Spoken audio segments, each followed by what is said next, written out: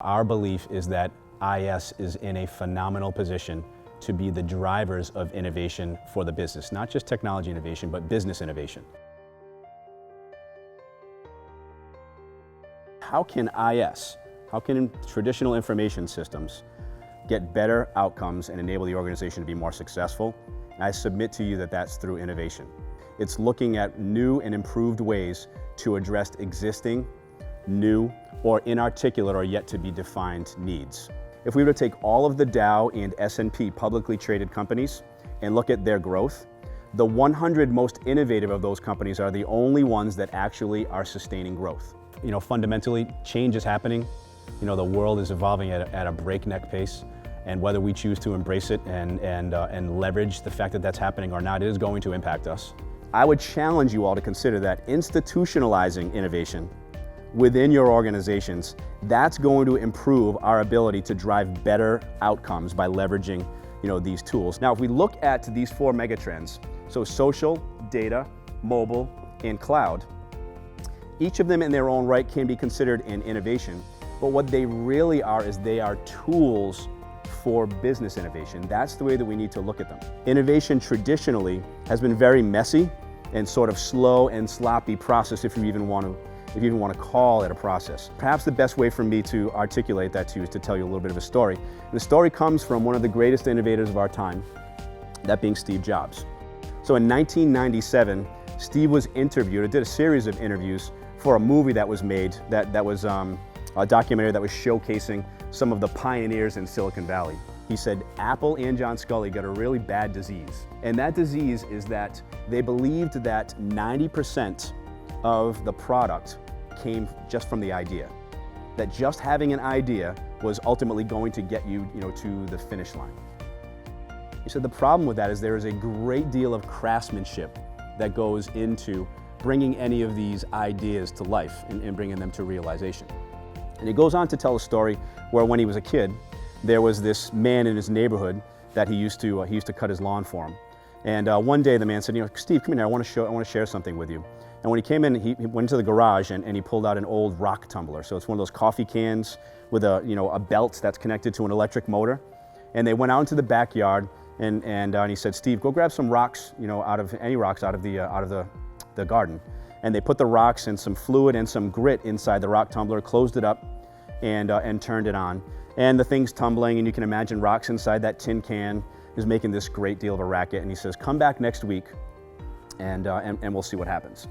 So when I return next week, we open up the can, and out of the can comes these beautiful polished stones. And you see, now it's a great metaphor for innovation and product development and what goes into taking an idea and bringing it to realization. You see all this friction, the rocks bumping against one another, and the can containing all of those things and adding, the lubrication and the grit inside is very analogous to what happens in developing any innovation or developing any new solution. It struck me that what we need in our organizations is a rock tumbler. We need some way to contain and drive forward all the different resources that are necessary to take these ideas and bring them all the way through to business impacting, outcome creating solutions. But if we look at all the things that need to be done as a rock tumbler in driving innovation, I need to understand who the competitors are and what the challenges are that exist in that particular industry, in that particular company. I then need to frame the problem or understand the challenge or opportunity that my organization has, so that as I then look to explore solutions, they're appropriate for the problem or the opportunity that we're talking about. I need to educate the business on the possibilities. Remember, we talked about the megatrends being great tools for innovation. Well, if the business doesn't realize that these tools are available or that our competitors are using these tools to compete and to beat us, then we're missing out on a potential opportunity. So education is a tremendous step that we need to take. I also want to cultivate ideas, and I want to stimulate people being creative and submitting ideas. And sometimes the ideas come from the oddest of places. You may get a technology idea that comes from marketing, and that may not be where you expected that idea to come from, but by enabling ideation, you may find that you get better quality ideas by pulling them from all over the place. I want to make sure that I spend a great amount of time and focus choosing the right ideas, because there's nothing worse than investing a significant amount of time and energy and dollars pursuing and developing the wrong ideas. So this is a big trick that we all need to become very good at, is understanding what the priorities are, which ideas really should just be scrapped because they're either not possible or they're not going to meet the needs that we're talking about here. And then finally, we need to execute.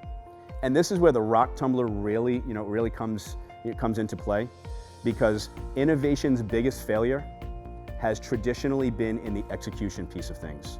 Many people believe that innovation is all about having cool and creative ideas, and then just magically, and this is the disease that Steve Jobs was talking about, magically, because those ideas were just thrown out there, we end up with these great solutions or these great products. We need to carry it all the way through, and that requires us to drive more formalized execution.